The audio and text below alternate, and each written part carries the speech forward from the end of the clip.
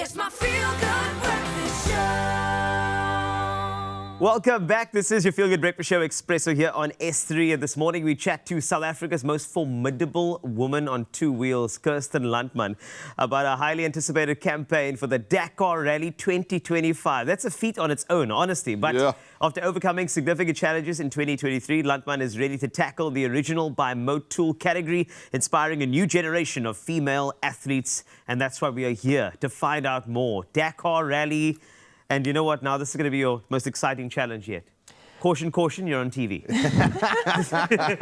Caution, caution. Hard. Yeah, there's so much to look forward to, and going back for my third one, hopefully going a bit more experience in the last two, and just, you know, going back with a whole lot of experience and hoping to enjoy it even more. Yes, you will. I was going to say, are you a sucker for punishment? Are you a little bit crazy? Do you live in denial?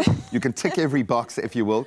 When we talk, we undersold the challenges of 2023. Just how tough can it get out there physically and mentally? Why is this kind of the benchmark of endurance motorsport? What was that experience like for you? So, like, the Dakar ticks all the boxes in terms of difficulty. You know, you don't just have to be a really experienced rider. You've also got to have a business side of Dakar, which means you've got to get to Dakar. Yes. So it's not a cheap sport, and you've got to have a few million just to get to the start line. And once you're at the start line, you now got to do what you know to do, and that's get through 14 days of racing, 9,000 kilometers in the craziest weather. Saudi Arabia is freezing cold that time of the year, and it's just relentless, long 10-hour days average, and it taxes on every part, your mind, your body.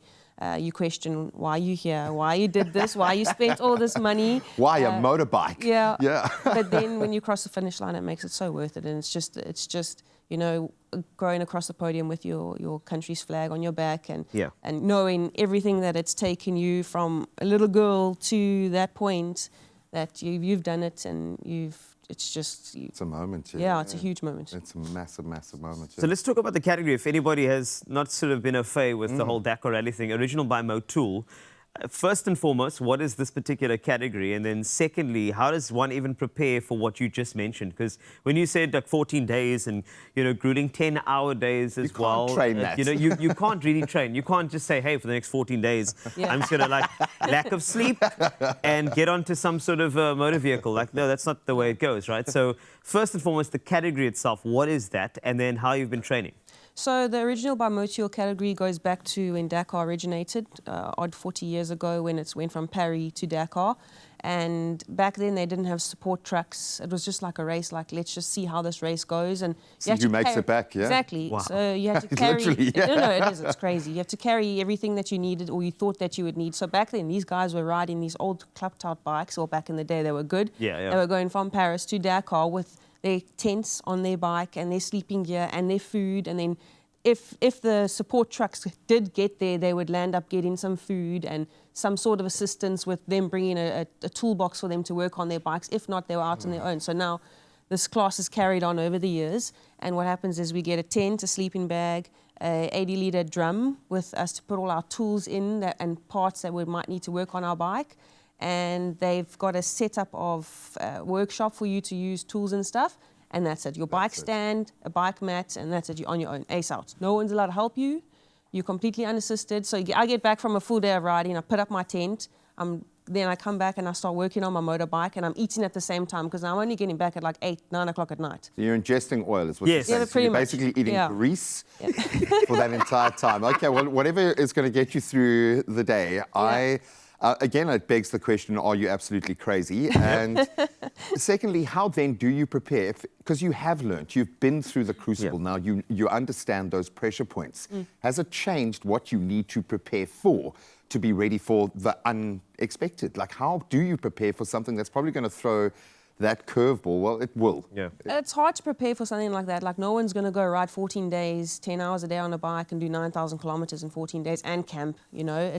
No one can really do that. You can, but as you get into like past day 4, and then it's no man's land. I'm thinking I would struggle just to put up the tent. I think that's where this adventure would get off the plane. It's funny you say that. That's actually the hardest part of my Dakar, because they're like those 30-second tents that you throw them out and they go poof, and then like putting it back, you got to have a degree. Yes, because it's the you got twist, it. isn't it? Oh, It's the dad twist. I only figured it out with my second Eventually, child. like I got so over it. They had these big boxes where the tents were, and I'd be the only one that would just shove the whole tent in the box. that's it.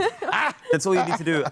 I mean, that's one of the biggest parts of training. But, you know, we are so grateful that you train and that you carry our flag. But I know there are other female athletes who would love to put themselves into a sport like this. Very male-dominated sport, let's be honest. But there's got to be a lot more people like you that are stepping up, taking this platform and inspiring other people, other female athletes to do it. Because I think we need investors. You said millions to get to the starting line.